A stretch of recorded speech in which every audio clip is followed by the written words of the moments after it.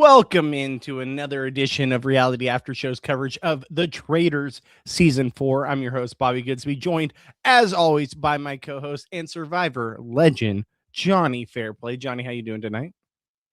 I think something very bad is about to happen.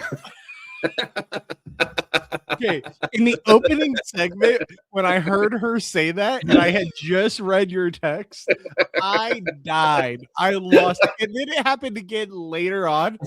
That is just her vocabulary. And I get it. That's just the Irish accent. But anytime I hear I think, I instantly think of you now. This is a fucking rib. They're purposely doing this. Like, she is saying much more than the word tank. And they're just like, did she say tank today? They're like, yes. They're like, fucking God, clip it. That's our soundbite. So yes, this is a fucking joke. It's a running gag. Like this is a little editor's thing. Like Maura is not. If Maura's winning, it's like she's gonna be like the fourth faithful or whatever. But I tank. She's not like, and it's just like we're just gonna give her the tank line. The tank every line. episode. Every single time, Johnny, I'm not even kidding. I think of you. When I hear I think, I'm just like, shit, there's Johnny. Okay, and for the people in the comments saying that, what's Johnny Fairplay's beef with hot women? Okay, hey, I love hot women. My smoke show fiance is beautiful. I love her. She's the reason I watch Love Island. I love Love Island. I think I watched the After Sun show hosted by her. It's literally painful, but I watch it because I'm that addicted. It's a rough watch. I think the first time I watched it, Bananas was a guest on there. Okay, so that tracks. So it's a little easier for you. Yeah, so I was watching my friend, and then I'm just like, ooh, these are rough. So, but Love Island's the show in general is rough to watch. Let's be real. Well, the After Sun is extra rough, but anyway, but I watch it. I'm addicted. I watch. People is like, why is Fairplay the worst? I'm not throwing shade. I think Maura is easily top 10 most beautiful women on the planet right now. Gorgeous. And her outfit at breakfast that this morning or whatever. What did you think? Wait, what did you think of her outfit at the banquet? I was like, first off, there's a lot of amazing outfits. Like, don't get me wrong. Like, Lisa Rinna killed it. I mean, I can't believe I'm talking about shoes. But the shoes were fucking amazing, and the stuff, everything. I mean, she killed it. Candace killed it. Everyone killed it. Rob R was Rob R. Jam killed Rob R. Rob C. Excuse me, not Rob C. Rob R. Dressing up, like that was him dressing up, right? Like that was like him. If he was like, okay, I have to wear something fashionable, it's gonna be overalls, but like designer overalls. Yeah. So, yeah. Anyway, so no, so I am not there. There's no hate. There's no diss. So it's just the Irish accent is just the biggest butchery to the English language of the English language. For me, personally, it's just so harsh. No, okay, so I have some friends from Ireland that we met on our honeymoon. We took a cruise to Alaska, and we made some really good friends that are from Ireland, and we've stuck with them since then. I've never heard them say "I think" ever. And like, is she Scottish or Irish? I'm pretty sure Scottish. Irish. Am I wrong?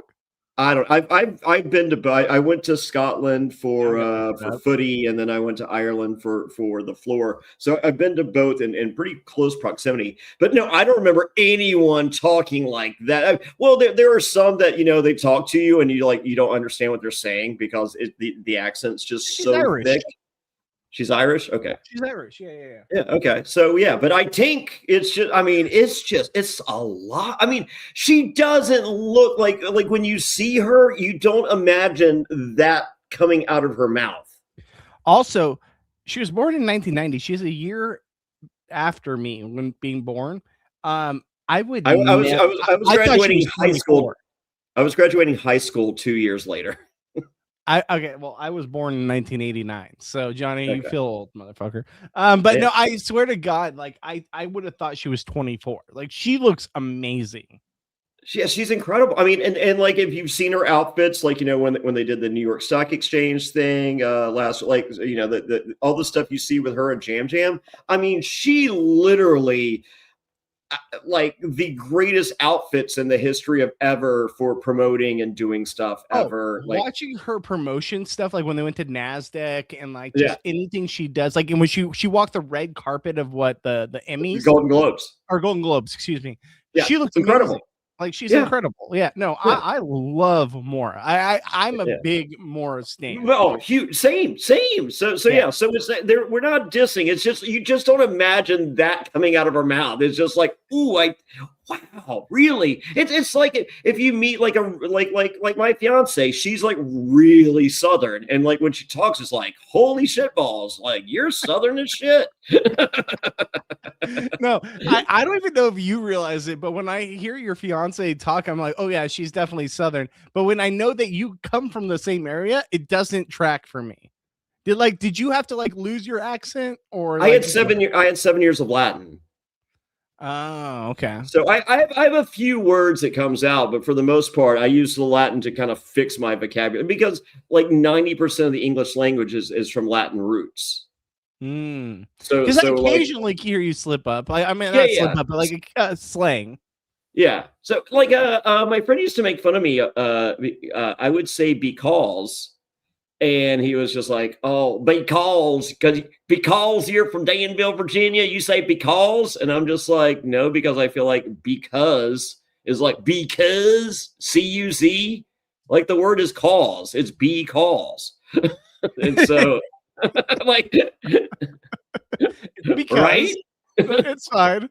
Yeah, I mean, I'm sure like me coming from California, like maybe you guys hear a little different dialect in my vocabulary.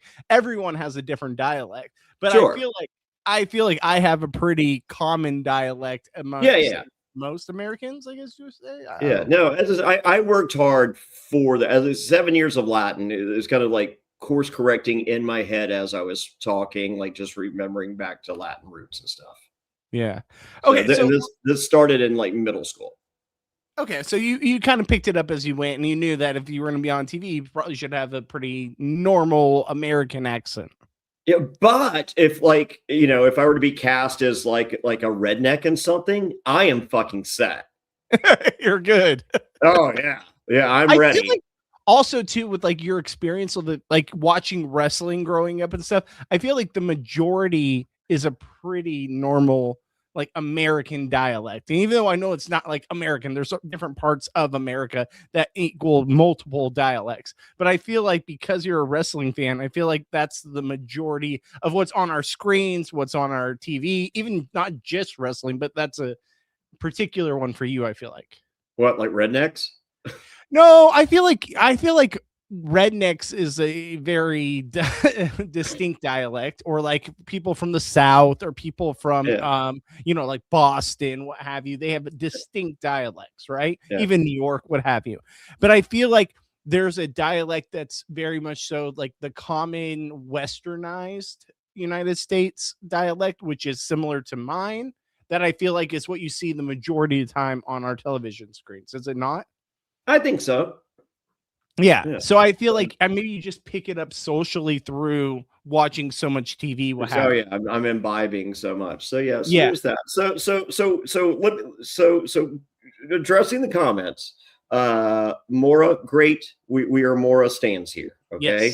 Yes. Lisa Rinna at the Black Banquet, stunning, beautiful, incredible. Lisa Rinna at that final round table, fucking hot as balls. Okay, Can I just say, okay, obviously everyone was dressed to the nines, right? Or to the tens. I don't know what the saying is. Rob was dressed up as good as he got. Yeah, exactly. But even and Rob, for the record, Rob was my favorite person from this episode. Other than Jam Jam kicking and screaming. Rob's my favorite person on the season. Like they're definitely playing up a Rob winner edit, are they not? Like, tonight might be the beginning of the end. We'll get there. I don't think so. I think we're gonna get Candace, and then the conversation is gonna be, why did she throw out Rob randomly when Lisa went? See, I don't get that vibe. I feel like she knew that was a fuck you move, and a huge fuck you move. Okay, well, we'll get there. We'll get there. Yeah. So stay tuned later for our thoughts of the actual roundtable. But let's start back from the beginning, right? Let's start from the banquet. Everyone comes in. It's the Black Banquet. And wait, what was the episode in oh God, not House of Dragon. What was that show? The HBO show with the dragons? House of Dragons? House of Dragons? Game of Thrones? Game of Thrones. That's what I'm looking for. The episode the Red Wedding. Thank you. Red Wedding. Yes, yeah. Red Wedding. So it's the Black Banquet and the Red Wedding. I'm here for the colors and the formal parties. So okay, that is one of the greatest episodes of television ever. If we could just subtract the last fucking season. Okay, spoiler alert. That is my very first episode of Game of Thrones ever that I watched. Oh wow! It's downhill from there. It was all downhill from there. No, I mean honestly, I watched it because my brother was so into it, and he's like, "You got to watch this episode. I heard great things," and I was like, "All right, I'll watch it with you." I didn't know anything about these characters, and I was like, "Okay, someone just got murdered, and apparently this is a big deal." And there was a huge thing on social media, so I was like, "Well, okay, I got to catch up and see who these people were and why it was such a big deal that they got murdered." Sucks. Yeah, so it's like I didn't get the hype. Like at the time, I didn't get the hype. Yeah, the build was just as important as the payoff.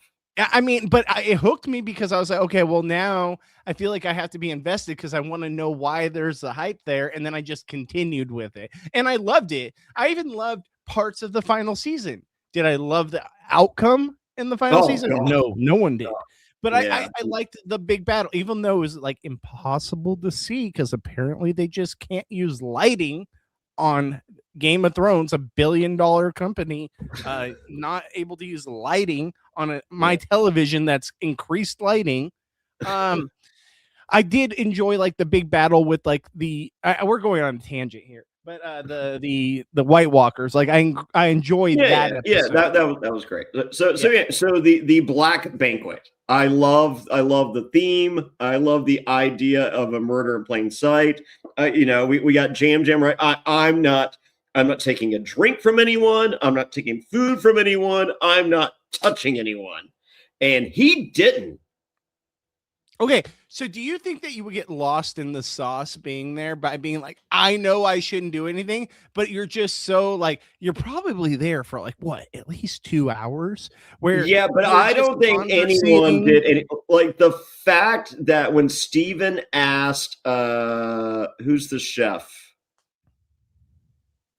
God, Kristen? Kristen, thank you. Yeah. Thank you. When Steven asked Kristen to pick a card, I'm like, what the fuck are you doing? Okay, so those cards were nothing burger, right? Like they were nothing burger, but I'm just like, why would you do that? Oh, there's so many things in this episode. When I was watching, I was just like, why are you doing that? Why is he cutting the slices of food for people? Why is someone coming up and even giving you a kiss on the cheek? I would be like, hey, good to see you. Yeah. Like so many people, honestly, I think they must have been there for hours because we even got a hint of that when Tara Lipinski's like, oh, should we touch this food now? It's been here sitting for a long time. They must have been sitting there for hours. Like, production's just like, we're not doing anything until something fucking happens. We're waiting this out. Yeah. Like I know you guys are waiting this out, but we can wait longer because we're the ones making a fucking show, and we don't give a fuck if you eat cold turkey or not. I think the person that got it the most was Colton. Like someone, I forgot what happened, but someone said something to Cole, and he's like, "Oh, I'm not touching that. No offense, I'm just not doing anything. Like I'm not touching, not doing anything." Colton Like, had a good outfit. and Colton had a great outfit. Like honestly, everyone had a great outfit. Yeah. God, who? Tara Lipinski was okay. What was your Who? favorite outfit? I think Lisa Renna. Okay. That I mean, as I said, like the shoot, like they're the tall wrestling boots. Apparently, there was points on the end, and then like you could almost see like there was like the pantaloons and like the guard. Like that was some sexy fucking shit, man. And okay. And then like you see her body at the end, you know, when she's just wearing the fucking tank top and the fucking badass fucking like Laura Croft fucking pants. They're just like Lisa fucking Renna is fucking hot. Okay, so first off, I think Mora was my favorite outfit because like it was just so extravagant, over the top. Like that is so her. But I also want to say, like, how do you pack for this episode? Right? Like, I feel like every single person's in this episode, that is one suitcase. Yeah. I mean, one suitcase. For House of Villains, Johnny Bananas didn't even bring a fucking suit or a toothbrush. He brought like 8 Johnny Bananas shirts and a pair of swim trunks. He was like, "We're good." So I had 3. I literally bought a new luggage because like I knew they were going to show my luggage on the show, and I'm like, "Oh, I can't have fucking mix max luggage." I mean, like that's tacky. So I literally bought new matching luggage. And I brought 3 suitcases, and 1 suitcase was just Jordans. Okay, well that tracks. But okay, for a show like this, right, where every episode, like Bobby Lights had 3 of the biggest suitcases I've ever seen in my entire life. And if you look back at Bobby Lights' outfits, they are Traitor-esque. It's all Balenciaga, just like over the top, huge. And he was having shit mailed to him the entire time. Do you feel like production has like an outfit for you on this show? Because they all in addition to which one? Like, so Jam, his husband is a fashion designer. Okay. That's what he does. I mean, like, you know, like Jam was at New York Fashion Week, you know, with his husband for New York Fashion, doing a thing. So his husband is making him ridiculously over the top outfits. Like Jam brought decoy outfits to where they were just like, "Oh my God, we love that." And he didn't.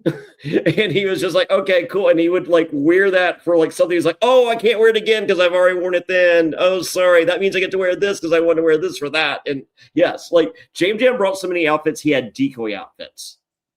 And rumor and innuendo, there's a couple people, I don't know how many, but I know I heard 2 names to where production was just like, "We need to give you some clothes because your clothes aren't good enough."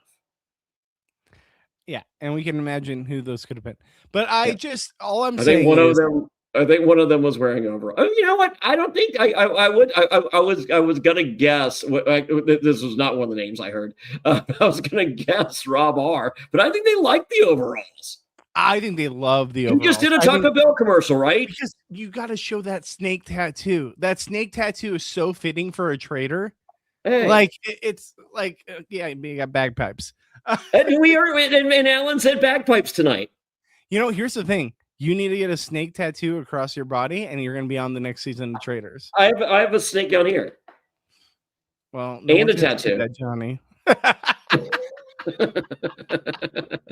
All right, so let's get into the actual, banquet of it all. Yeah, and we get Lisa Rinna targeting essentially 3 people. She's targeting Natalie, she's targeting Kristen, and she's targeting Jam. And I did not like this. I was just like, I don't like this. I don't like this. I don't like this. I think I don't even know if she was targeting Kristen. I think she said Kristen in her confessional just to fucking throw a third name out there. I think she did it. Honestly, I think that they had her do it because 2 of those 3 are the ones that took the vial. For the vial. Yeah. I don't think Kristen was ever, and nor should she have been. I think the right move is either Natalie or Jam Jam.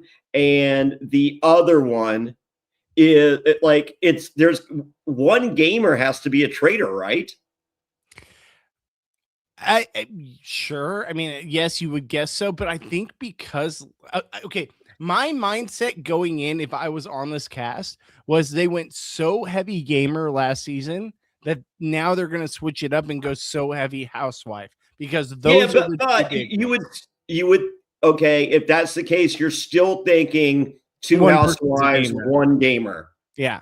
So if I'm a traitor, I'm either killing Natalie or I'm killing Jam Jam. And it's like, well, there's one gamer left. That's obviously the traitor. But here's the thing. Rob R, if you watched his season, like he's kind of a gamer in a reality TV love show kind of game, right? Like, is he not a gamer-esque kind of player?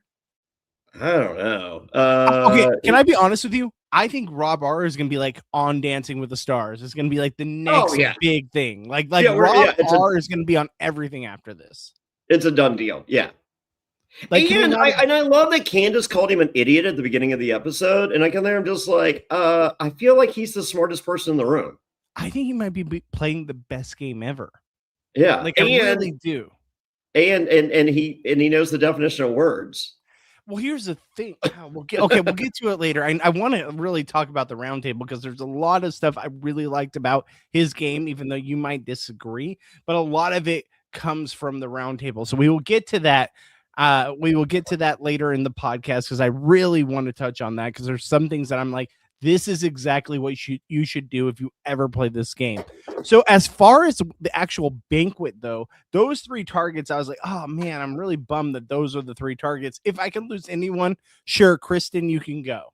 Yeah. But like I didn't want Jam Jam or Natalie to be the person, especially since they're the last two gamers there. Now we progress. We see obviously everyone is now filled in that, hey, there's two vials. You can drink one of the vials. If you do, you're safe if you were the person that was killed. But you have to determine amongst yourselves who's allowed to drink the vials because it can go to anyone who thinks that they were the one murdered. And apparently 2.5 minutes. Yeah, 2.5 minutes. This is literally the meanest we've seen Alan. Do you think that was not enough time? Oh no, it was perfect. I wanted more. I wanted no because the urgency of it was what made it. No, I probably would have done. I would have said you have 1 fucking minute. So okay, so then we see Natalie really like freaking out, being like, I know that it's me. Like you guys got to give me the vial. It starts with the first words uttered as soon as they say that. The first words uttered are James going, Lisa Rinna, kiss me. Yes, but no one hears it. I know. And we've seen Jam Jam cry for a shield every single like I think they did we didn't get enough Jam Jam. However, we literally got the story of Jam Jam every single time going, I need a shield, I need a shield, I need a shield, I need a shield, I need a shield, I'll cry for a shield, I need a shield, I need a shield. And then this time he literally starts discussion, Lisa Rinna kiss me, nothing else, and he needed a fucking shield. Do you think that as far as like this episode, do you think it's something that Jam Jam could have given more in the episode, or do you think that the producers and editors didn't give us enough Jam Jam because they wanted to lay off the scent that it was him? I mean, because they made it seem like Jam Jam just didn't say enough. If I had to guess, I'm guessing it was 5 minutes instead of 3. Yeah. And I think Jam Jam probably said Lisa kiss me. He made it like he didn't go over the top, and then it turned into the Tara and Natalie show, and that overpowered it, and we didn't need to see as much of Jam Jam pleading his case. So because we do hear later, it's just like, why didn't Jam Jam say more? And I think, and my get, we heard him say it. It was audible. He did start the discussion with Lisa and Kiss Me. Yes. And but I think it turned into the Tara and Natalie show. So what was remind me, because I might be mixing it up. What was Tara's excuse as to why she deserves it? Tara was given a piece of turkey, and then Natalie she was served a piece of turkey from Stephen Coletti, and then Natalie's was what? She also ate some turkey or something. Yes, and then she was just like, "Fuck, everyone ate the turkey." Yeah, like everyone ate the turkey. Like, okay, then they're all dead. Like, let's be real. If I feel like at that point you're just stupid enough to take the turkey from someone else and you deserve it. And Kristen's was Stephen pulled the card. Yeah. So that's two people Stephen tried to kill. He's trying to kill everybody by serving them turkey. and that'll get to one of my later points when we come to Colton later. But when it comes to Stephen, like, I feel like you just got to be more aware. Right? Like, I feel like he doesn't know the show. I feel like he's not aware. No, I don't think. I think he's a good Southern boy that was raised right, because we heard him earlier. He's a California boy, is he not? Laguna Beach. Well, he's got some Southern charm to him. I think he's a transplant. So, we'll get to the Stephen Coletti of it all on a later date, maybe on the Patreon. But yes. I think he's just. I think he was just raised with manners. Okay, so so I think the turkey part of it is, hey, we got to eat. I'm not going to make a woman, chop, like, I'm a gentleman. I'm going to present, to cut you guys food for you. And then I think the cards, like the turkey, he did nothing wrong. That's what a fucking he did nothing wrong. Nothing wrong. The cards, I think he was just. I think you're right. They were literally there for 2 fucking hours just staying, and he was like, "Pick a card." Like, literally just bored out of his mind. And it's just like, Steven, now's not the time to be bored. Like, no, I get it. I get it. You're bored. I would be bored too. And ADHD Jonny Fairplay, bored out of his mind, is still smart enough not to fucking pick a card or tell someone to pick a card. Oh, I think that for me, the toughest part was like seeing Steven take any kind of heat, knowing, like, I know he's not a traitor. I know he has nothing to be involved in this, but because so many people had so many references to him doing something, I'm like, Steven, like, you're in like probably one of the best spots in the house next to Rob R. That, like, you didn't need to do anything. Like, telling someone to touch the cards and pull a card and, oh, this is who got pulled. Like, what are you doing? Like, I know that they're setting up a lot of things, but just, you got to be better than that. Once again, I think it's 2 hours in. He's literally fucking bored shitless. And he was just like, fuck it. Like, he's like, I asked the camera guy if the cards are evil. And they're like, no, just fuck with the cards. They're just there to fuck with. And he was just like, hey, and and they're not showing him say, the camera guy said the cards are fine.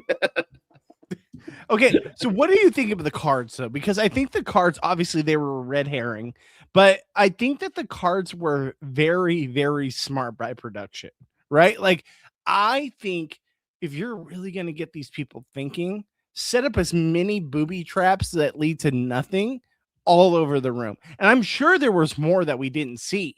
But I love the fact that they had these red herrings there, because I thought the cards, even though I knew they weren't going to attribute to who was eliminated, because we knew about the little, emblem. What's the word? Amulet. I knew that it didn't lead to that, but I was like, I love this, because I'm at home thinking these cards are going to play a factor somewhere. And I love that they led nowhere. I love booby traps. Like, I love booby traps that lead nowhere. Yeah. And Traitors is the perfect game for booby traps. At least, I mean, like, great. Like Rachel told us, Rachel and Trishelle, and I think Stephanie. the bookcase. They're all literally pulling every book off the bookcase just to see if the fucking bookcase does something. They're literally like moving everything in the bar to see if like, like they are literally playing Clue in the house or in the castle every single day. Yeah. Because you don't, just in case, like there's the seeker and there, or, whatever, all the bullshit. The one thing I will disagree with you, Johnny, on this episode, and I know you're a big fan of this episode, and you thought it lived Lisa Rinna's tank top and Laura Croft pants combo. You are wrong, sir. I don't think I'm wrong. Okay, they made it seem like this episode was going to be the end all be all. Like this is the best thing that's happened on any season ever of the show. Yeah. And we got Jam getting taken out and him kicking and screaming. It's Lisa. But like, I mean, literally, I don't think anyone else could have done that. It was literally like a little kid, like ratting out the other kid in class. Here's the thing, though. Like, I get that. It was pretty cool. That image will never leave my head of Jam kicking and screaming being taken out. I don't even think that's why they hyped it up so much. I think they hyped it up because of Natalie throwing a fit and trying to fight for getting the potion or whatever.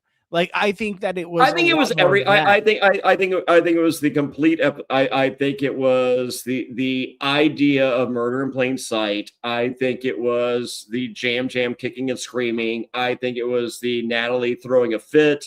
I think it was the brilliant gameplay by Rob R. And I think it was the Lisa fucking Rinna of it all. I think the combination of those on the heels of a dud of an episode last week, it was perfect. I think that they really hyped it up as, especially Alan, where he hyped it up as like, oh, the banquet scene, that's going to be the highlight of the entire series. Like, it's the best episode we've ever had. And I'm not saying it was bad. It was a fun episode. I enjoyed the episode. Don't get me wrong. And I don't want to sound jaded. I really do like the episode. But to say it's the best all time, like, I would take Sari in the finale of her first season, eliminating a traitor, knowing how to game the game before the game's ever a game, and taking out a traitor, and then confusing these two other people that are not traitors, that she is a faithful, and that she is a part of them, and they're all going to win money, and she wins money. Like, I feel like that was the climax. Yeah, didn't like Jeff Probst marry Andy and her partner or something? I have no idea. I feel like I saw something on social media like last week, like Jeff Probst did the ceremony for like Andy and her partner, and I'm just like, what the fuck is like? I'm like, this guy wouldn't let Carolyn on season 50 because she did the Traitors, but he's fucking doing fucking backyard weddings for a non fucking celebrity faithful. That is beyond my knowledge. I don't know. Maybe it was a fever dream. I don't know. I've been drinking. I don't know. I'm pretty sure I saw this. Can I just say this though? I have nothing against the episode. I enjoyed the episode. I thought it was a fun episode. It was good. Was it the best all time that it was hyped to be leading into this episode? I don't know, but I did enjoy the episode. Top 5. Oh, top 5 for sure. Okay, maybe. Sure. Okay, I have no problem with that. About top 3, maybe. I mean, I would have to go back and look, but like my problem was all the hype was around. The hype was the banquet, and the banquet was I there we go. Top 5, yes. I think I might be on an island here. I might be. I have no problem with the episode. I think if Alan sells, I think the banquet was great. There was plenty of fucking Kate moments that were just fucking so over the top and amazing. Kate is amazing. Kate, that I'm just like, where's the Kate of it all? And then Janelle and Sandra at the round table. Oh yeah. Like, In my opinion, like top 5 are. Okay, I can't do top 5 because it's like me trying to remember everything. You guys, okay, for those of you that have been here forever, you know my memory is just not like I can just quote episodes and be like, here it is. Immensely better than mine. It's not immensely better than yours, Johnny. Okay, let's be real. Yes, I'm the super fan here. Yes, I'm someone that's like loves the show podcast with Jonny Fairplay every week. But like the thing is, guys, when I watch something, after a month, I forgot everything I watched, right? Like there's parts of seasons, yes, that do reflect in my memory. But when it comes to the Traitors, like Suri fooling people at the end of the game to really, I honestly think made Traitors. Like I don't think it's similar to Richard Hatch winning season 1 of Survivor. If Richard Hatch didn't win Survivor 1, I don't know if we have Survivor 50. We don't. I think that who was the other girl? Kelly Wigglesworth? Yes. Yeah, Kelly Wigglesworth wins Survivor 1. We don't have 50. And I would say the same thing about the Traitors. If Suri doesn't win season 1 of the Traitors, I don't know if we have season 4. Yeah, if Andy and her partner that Jeff married won. Yeah, like you know what I'm saying, right? Like there's I don't think I mean like Suri winning made it all celebrities. Yes, I think so. I really do. I think that and made it all civilians for NBC. So congratulations to everyone involved. Which my audition tape is in the mail. So anyone listening that's part of production. Okay, there we go. The check's in the mail.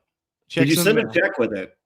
Oh yeah. It was a blank check, and I'm hoping they fill it out. Wow. Hey, that you probably should have signed it. Well, shit. that's how a blank check works, Bob. You have to sign. You can't leave it completely blank. Shit. Well, I can't sign it to them if I don't know their signature. But you know, I'm hopeful. You know, okay. Well, maybe they'll get back to you. Show, okay, so I can prove my worth here.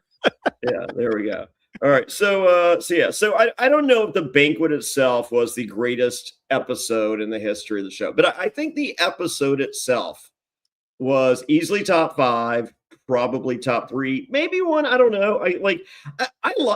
I smiled from beginning to I smiled and I was laughing, crying at Jam going out, kicking and screaming. It was good. Because I was like, no, not Jam. Like Jam has literally become like one of my best friends. I love him so much. He is literally one of the greatest human beings on the planet. I love Jam. And like, and I'm just like, no, you can't. But Jam like literally like just a kid being taken out by Kmart security. Yeah. I'm just like, oh my God. Did we even get a good look at the people taking him out? It's just masked people taking him out. The Squid Game people took him out. Yeah. Can I say this though? Like, I bring back the banquet every season. I have no problem with it. I just think that we were so hyped. Like, I feel like if it wasn't hyped, I'd be even more hyped for this episode. Right? I think so too. Yeah, I'm with you there. I can co-sign that. If Alan. I think there's a bit of hyper. For the record, I think Alan believed what he was saying. I think Alan. I don't think he was completely wrong. I think it was a good episode. Yeah, but I believe for Alan, he's just like, oh my God, it was the greatest fucking thing ever. Like, I mean, like, there's literally this fucking guy fucking kicking and screaming, and these people fighting, and they're like, it's fucking nuts. Oh, so, Alan knows a lot.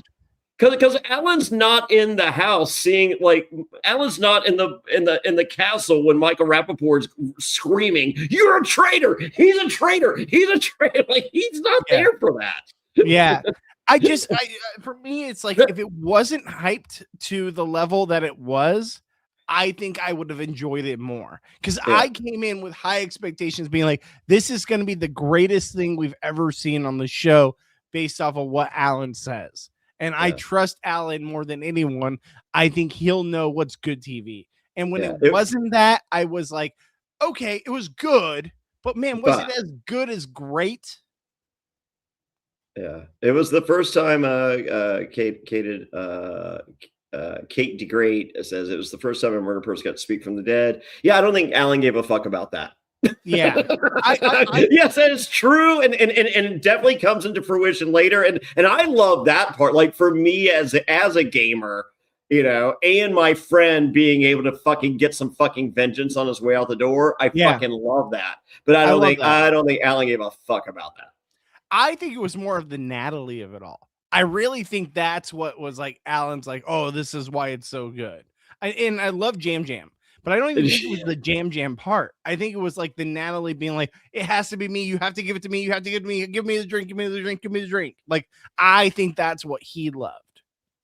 Maybe. I mean, I don't know. And I think he also loves beautiful outfits. Oh yeah, that too. I mean, like I said, it was a perfect storm. This was definitely the best episode of the season. I think 100%. I think I might be on an island here, right? I just came in with higher expectations because they also in the preview it seemed like someone was like falling back or like something crazy was happening. It did seem like it was a lot. The preview led you to believe like they were like someone threw a punch or something, right? Yeah, and none of that. It wasn't even close to that. No, it was literally the exact opposite of what the preview. I don't even know what clip they got where that person was like falling back and like something was I'm guessing it's grabbing Jam Jam from the chair. I think it was Johnny Weir reaching in to grab the vial to give it to Kristen. Oh, okay. Because it was on that side of the table. I feel like I'm protesting the Olympics because of Johnny Weir and Tara's bad reads. Okay, honestly though, I like them. I think that they are at least playing the game. I love that they're finally fucking talking, Bobby. So I'm right there with you. Like, at least Johnny Weir, I will say, is playing the game. Yeah. I'm for bad read, Ron. Bad read. I'm for bad read, Tom. Colton. Bad read anyone, any season. I am here for. I love Colton. Like, even though bad read Colton. I know Colton's kind of a shitty person who's kind of vindicated in this episode at a certain point. But I love Colton putting. Oh, don't worry. He fucks it up in the last stanza. No. We'll get to that because I have some thoughts on that. Just wait, because my thoughts on that are extreme. And I will tell you right now, there is a certain part of Colton's game that I'm like, you motherfucking idiot. Like as much as I don't like him. And I think that he's probably a shit person. That's just my personal belief. I think that there's part of Colton's game that is very smart, but then he gets in his own way. Yeah, happens to the best of us. All right, so let's go further. Okay, we got through the banquet now. Then we have breakfast, and the three traitors begin breakfast, and Candace is like, "This guy's a fucking idiot," and Rob's just like, yeah, this sucks. So if anyone here ever plays the Traitors, aka Johnny, or anyone on the Normie edition, if they ever have a banquet again, the first three people in are the Traitors. No, not all. No, they're going to change it up. They're going to change it up. But at least Traitors. No. This is the first time that all three Traitors were the first people in. Usually, it's at least one person was already killed. What's that? It's a banquet though, where someone was already killed. Well, but usually it's at least one traitor in the first group.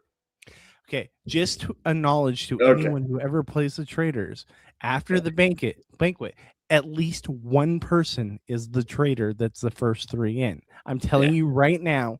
No, it's been every single time the first people in, one of them is a traitor. I told you from the fucking beginning, Johnny. One of those first people in the first episode is a traitor. But I'm talking about the banquet itself where someone dies at the banquet and we know no one's going to be murdered. Yeah. I agree with you. I don't think they'll ever do the three traitors right off the bat again. I think they're going to throw us off. But at least one of those people is the traitors. Okay? Like one person's going to be the traitor. Yeah, it's not hyperbole to think that at least one's going to be the traitor after the banquet. So please, if you ever played this game and you listen to this podcast, please know this. Yeah, it's Lisa Renna. It's Lisa fucking Rinna. She's a legend and an icon. And I want credit when you guys take that person out because you heard it here on the podcast first. Oh, yeah.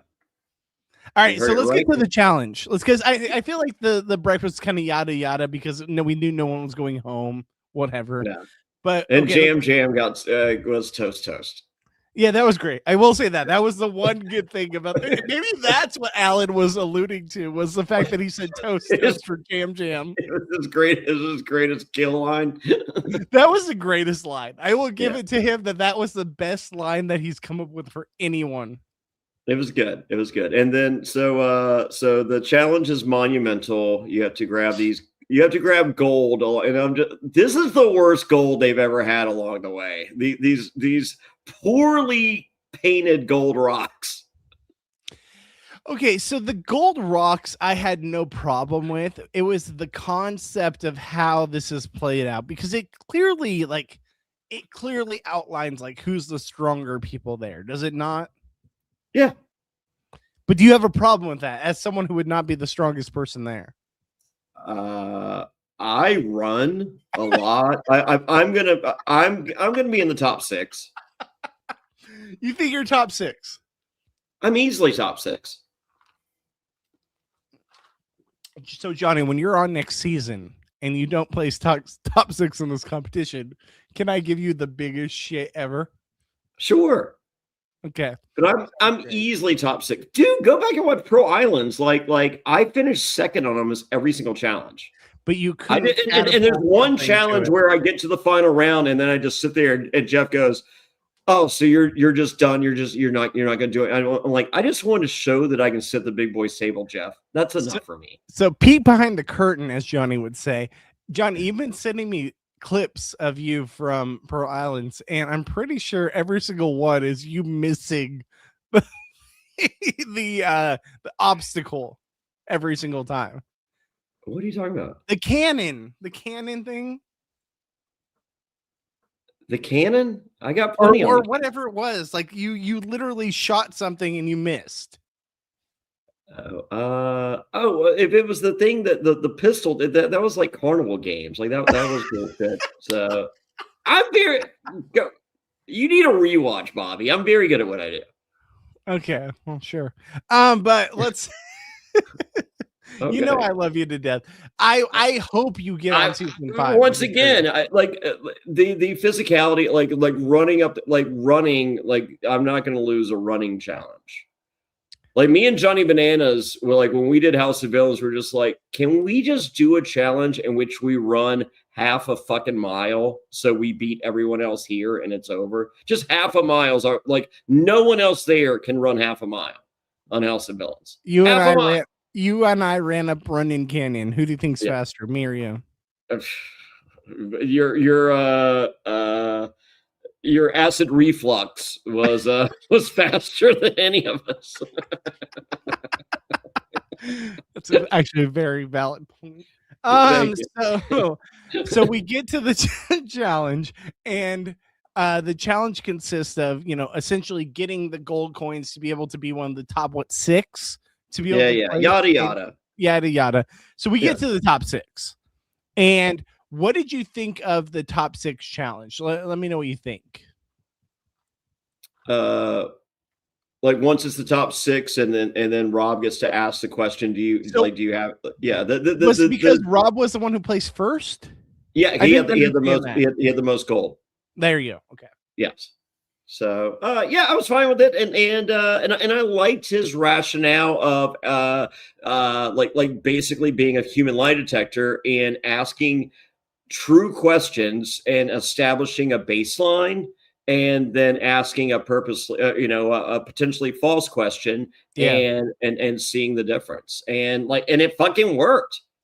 Yeah, like everyone, just basically, said, and then Natalie was like, and I'm like, oh my god, because I was just like, if this guy doesn't guess Natalie, then because I was thinking it might have been Colton, and potentially Colton would be like, hey, I got it, bro. Like, don't, like, let me keep it or whatever. Yeah. Like, I was thinking potentially that was a thing that we didn't see the complete exchange. Because we got a nod and then we got a no, like we there was some stuff there, and I was like, okay, maybe, and then I was just like, and I feel like Rob had two ways to play it. It's just like, hey, I could have Colton back me on this and let it, or he can, whatever. And then the Natalie just I'm just like, oh my god, like, girl, do not cheat on your man because he will find out so fast. I will say It this. was like, hey, where were you tonight? Oh, with the girls.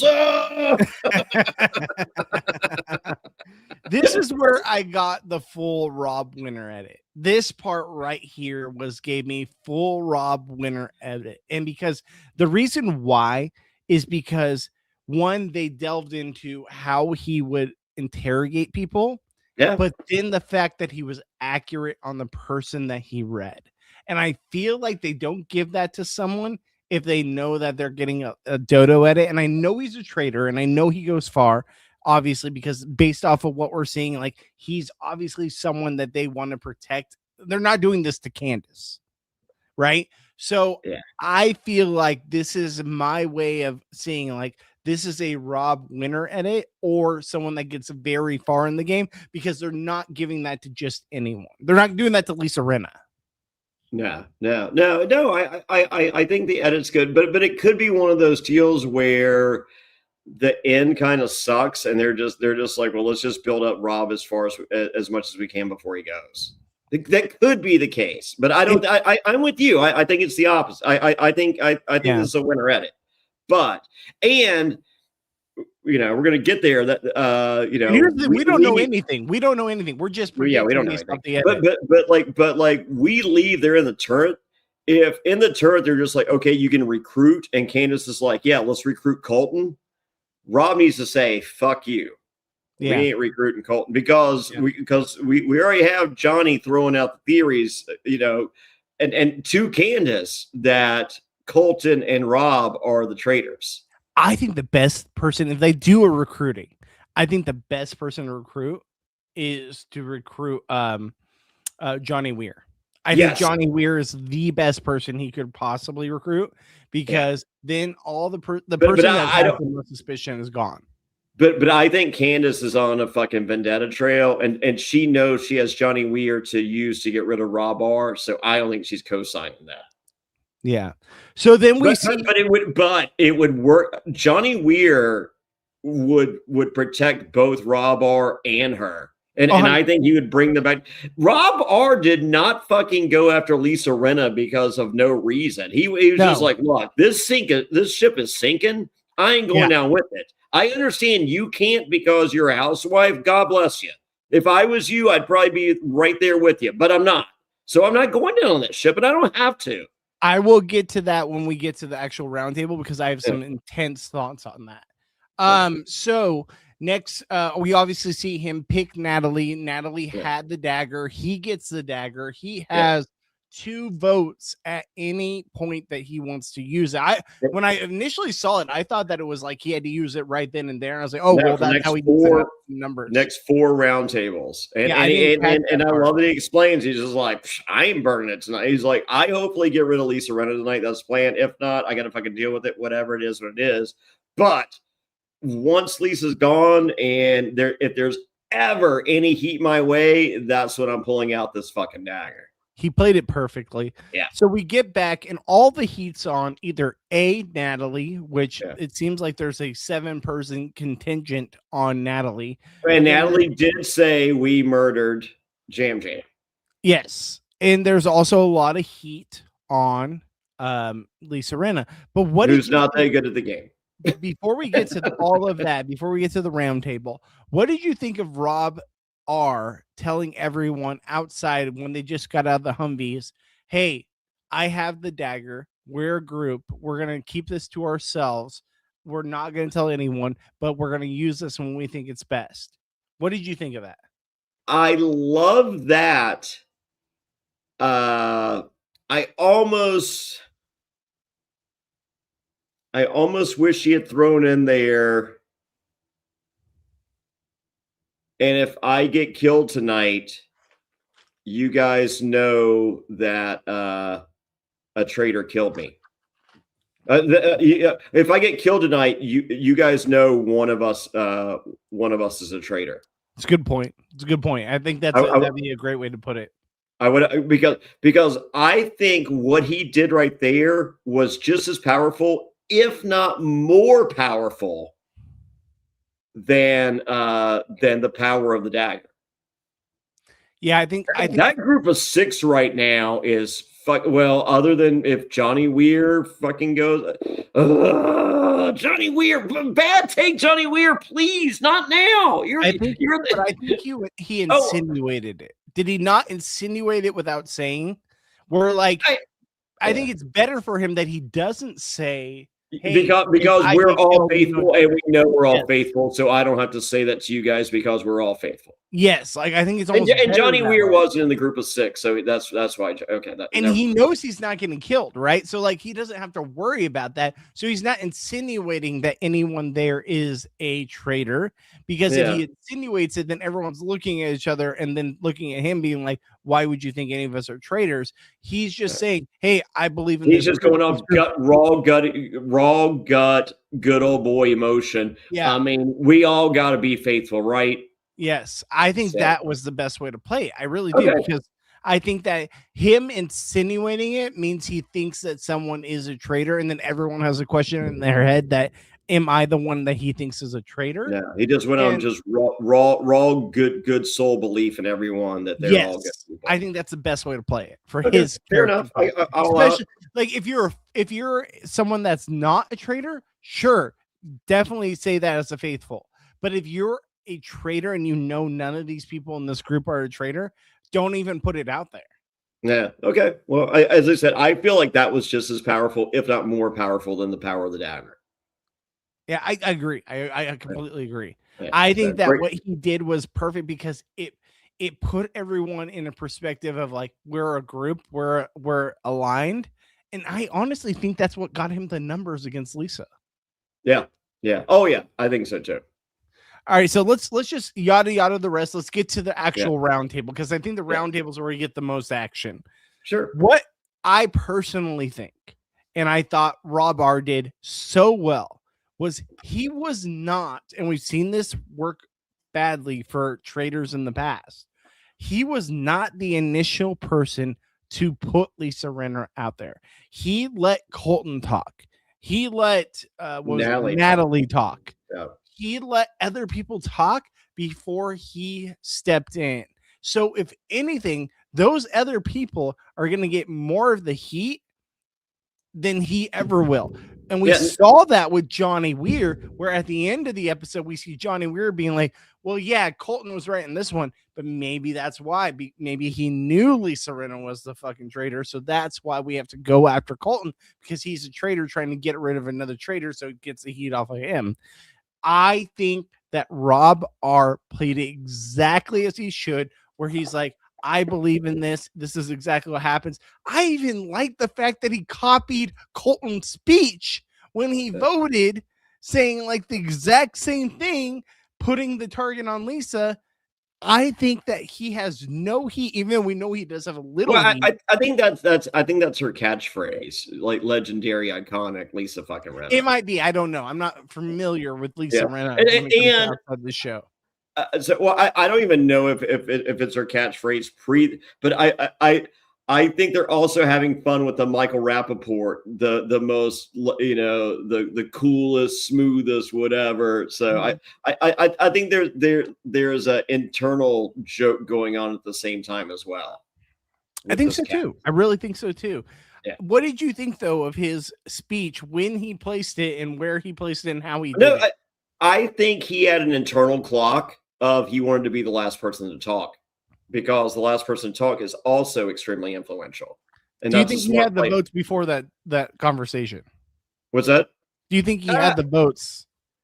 I think he was on the bubble, but I think he sealed the deal, and I think he wanted to be the last person to speak, and I think he timed it out to where he was, and I think he kept talking until he was. So what did you think of Lisa Rinna's response to all the questioning she had? I mean, she was done. I mean, I think she tried as hard as I think she knew she was done. Yeah. So especially as soon as Rob, I mean, you saw her out. She was crying her brain. She was like, "Fucking Rob R." Oh, she was crying. But I love the fact that she didn't give it away while she was announcing what she was. Like, game respects game, right? Like, I felt like with Lisa Rinna, she could have easily like somehow thrown Rob under the bus with whatever she may have worded.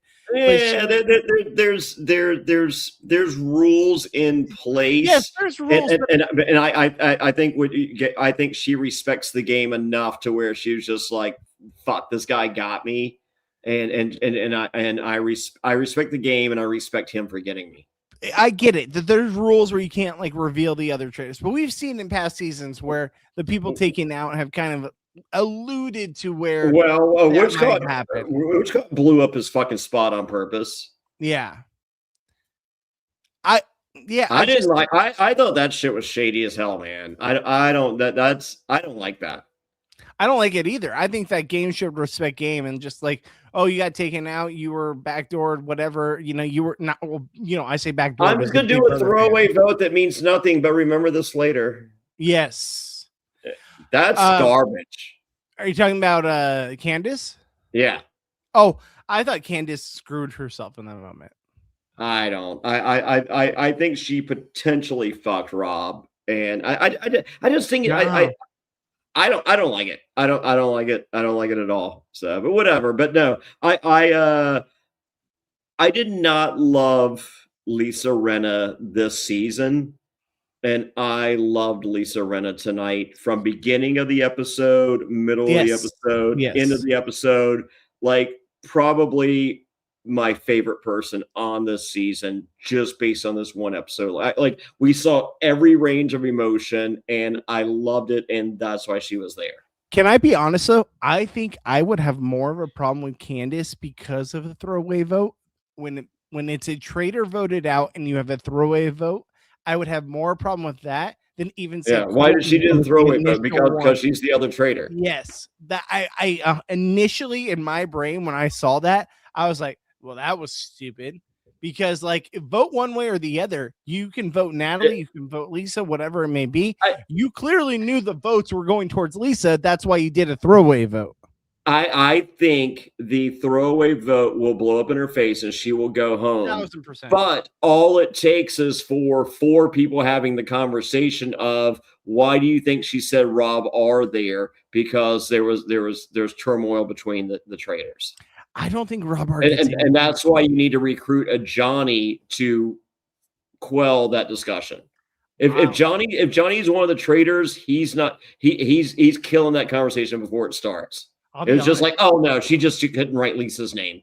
I don't think that they're going to recruit here. I think they're going to recruit when they're down to 1. And I think that eventually, because Rob was right on this and he wasn't the initial person to speak, where Colton has been so vocal so many times, Colton will take more of the heat. And I think that at a certain point, Rob R will be able to pinpoint why Candace was so flippy floppy, where she didn't have a vote in that round where they knew the vote mattered. That why didn't she have a vote? I think he's going to turn it against her. I think Colton will go first, but I think initially he will lay the seeds as to why Candace didn't have a confirmed vote in that, because she was trying to play the middle because she knew who the traitor was. That person will get taken out. And I think at that point, then it doesn't matter who the extra traitor will be. I think that no matter what, Rob's golden. Okay, I hope so. As I said, he's been fun, but I can honest after the end. Like, I mean, of course, I love Jam, kicking and screaming. But this was Lisa Rinna's episode. It was a great Lisa Rinna episode. Don't get me wrong, it was great. And once again, I didn't love her, but like I didn't think she played that great before. She did, but I feel like I think this is as good as Lisa Rinna could have played. Oh yeah, I know. And as I said, to get all the emotion, I mean, we literally got happy, sad, angry, like every emotion there is. So, and for her to cry about a stupid TV show, as she, just like, well, I'm not crying. I'm not going to cry. I'm fucking Rob R made me cry. Just like, oh my god, I love, that's real. Who do you think is going to be in the best position going forward? Like, is there any player that you see and you're like, okay, this person's in the best position going forward? Old Magic Ears, he's in a good spot. Well, Magic Ears is in a great spot. I honestly think Rob R is in a great spot, and I know his name got brought up, but it got brought up by one person. What's that? It got brought up by one person. But yeah, but like, yeah, I don't know. I don't. I wish Candace had seen what Rob R saw and saw that it was a sinking ship and continued to work with Rob R. She should. I don't see that happening. I don't think so either. I think she should see it that way, but she's not going to because of her connections to Lisa. And I think he's already, like, I mean, she called him a fucking idiot. Like, I feel like she's the idiot by not seeing that he's not an idiot. So, what you got? King George is watching that. He's just like, he goes, he's like, oh my god, the fucking the good looking idiot. This season sucks. And I was like, he's actually playing good. He goes, oh, he's just Fairplay. Don't be tricked by his beauty. I'm like, I am not falling for Rob R's beauty, King George. No, you may be. I had no clue who Rob R was before this season. I know that I got a lot of information knowing that he was coming on this season, but I didn't watch a season of Love Island. I think he's the best casting person that they've had this entire season. I think he's the better version of Pilot Pete. I think he's the better version of Pilot Pete and Dylan Efron. I do too. Like, and I think he was supposed to be the third version of both of them, and I think he's the best version of them. I think he's the best version. I think sky's the limit for him after he's done with the show. I think this guy is going to take off like crazy. I think he'll be on Dancing with the Stars. I think he'll do all the press. I think he'll be a social media person. Like, I think this is the best thing Rob R ever did for his career. Oh yeah. Yeah. So, because he was supposed to be on the Love Island, like them living in Los Angeles. They all, except for him, because he was doing this. I think he can do whatever the fuck he wants. I really think this is much better than Beyond the fucking Villa. Oh, 1,000%. I think like this for him, the best thing he could have done. I'm not kidding. I think that if they have a Dancing with the Stars, he'll be on it. Oh yeah, yeah. And like, okay, let's say for argument's sake, like Survivor will see the success of a returning season. Moving forward, they're all returning seasons. Like, they're going to do what the challenge does. And so to spice it up, you do what the challenge, like, it's just like, okay, hey, we're going to do heroes, villains. And we got Fairplay, we got Rupert, with some new era, we got Carolyn, we got Jesse, whatever. And we got Rob R. Yeah, we got Dennis Hogue, or the dude from Dancing with the Stars, the host brother that said he wanted to be on there. Yeah. So I feel like that's what Survivor should be, the final 10 seasons. Can I be honest? I want Rob R on Survivor. I think Rob R on Survivor would be fantastic. I want the American Ninja Warrior guy that won the island on Beast Games on there. Yes, 1,000%. Totally. And I want the guy that got the coin to be on there. Yeah. I want it all. I want it all. Yeah. If you guys are, I'd rather watch that than newbies. I'm sorry. And those are newbies. So just sprinkle them in with the returning cat. Do it. I mean, as I said, I think the challenge has a winning fucking formula. I want people with the most entertaining television. I agree with all of those. All right. So with that being said, is there anything left from this episode outside of, Lisa leaves, we see her have her speech, we see what she says about Rob R afterwards in confessional. Is there anything else from this episode that really hit hard with you? No. Once again, For the comment people, I love the pretty women. I think they're wonderful. I think they're great TV. I just think that some of them are very like it's just a lot for me personally. But once again, one of my favorite people. We are a Mara Stan Yes. podcast. Yes. And I love, as I said, I don't feel I disliked Lisa Rinna. I mean, I didn't love her, but I don't, but like I loved Lisa fucking Rinna this episode. All right, guys. So if this is your first time here, please hit that subscribe button. It helps us out a lot. If you can't hit the like button, leave a comment in the chat, afterwards, whatever it may be.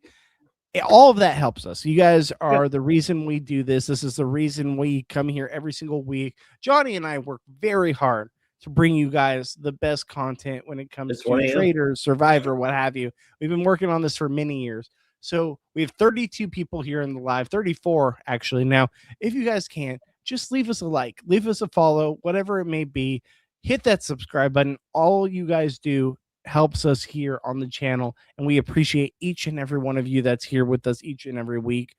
Survivor 50 is around the corner. Survivor 50 is going to be amazing. We have so much content lined up for you guys when it comes to Survivor 50. Like, we just had a meeting with all the people that are part of our podcast network. Matt Bischoff is coming back for Survivor 50. Like, if that's not big enough to bring you guys back, I don't know what is. But we have a lot of content we're going to be doing here for Survivor 50. So just get ready for that. If you hit the bell notification, you'll be notified whenever we go live with our Survivor content. Also, every single week we go live here for the Traitors content with myself, Jonny Fairplay, and Ty from Destination X, who couldn't be here tonight. Fortunately, she had courtside seats at the game. So hopefully she enjoyed that. We also have great Beast Games coverage here that is run by Lauren Pratt, who's an excellent podcaster here at Reality After Show. So go check that out. And one of our newest podcasts, Johnny, you want to explain our newest podcast we're adding to the podcast rotation? Yeah, just added today. There was an alliance that was made, and you will see more about that on our social media coming up. Pretty excited. Beyond the Torch. Right? Beyond the Torch. Beyond the Torch. I get that right. Yes. Todd Herzog, winner of Survivor China, and Leslie Neese, Sister Christian from Survivor China. They have a weekly podcast, incredible guests like Boston Rob and Courtney Yates and a ton of others, Lynn Spillman. They have decided to move their podcast over to Reality After Show. So we will be bringing in the back catalog here over the next few days, a couple weeks. There's so many. It's going to take me a while. And then moving forward, all the new podcasts will be dropping right here. So yeah, check it out. Beyond the Torch here is their exclusive new home at Reality After Show. How cool is that? I'm so stoked for that. We had a great meeting with Leslie earlier. We also had today's Todd's birthday. Todd Herzog, a part of the podcast, like a Survivor winner with Survivor 50 around the corner, who we could probably have on. Like, it's just, there's so many great things we have lined up for Survivor 50 with any Survivor content. If you guys like everything, please, thank you so much for everything you do for the channel. Thank you for continuing to come back. And yeah, with that being said, we're going to head out of here. We also have special guests. If you guys are here this late into the podcast, this is breaking news. We have special guest Kelly Wentworth is going to be joining us for our NFL Super Bowl preview podcast next Wednesday. We will be going live with Kelly Wentworth, who's a huge Seattle fan. So we wonder where her loyalty lies. We wonder where Johnny's loyalty lies. You'll have to find out what Gabe and I think of the Super Bowl when it comes down to it. But going to have a lot of fun breaking that down with our good friend Kelly Wentworth here on the channel. So guys, check that out. That'll be Wednesday night, 5:30 Pacific, 8:30 Eastern. We'll be live with that content. And with that being said, guys, we will see you next week for episode 8 of the Traitors right here on Reality After Show. See you guys then. Bye, guys.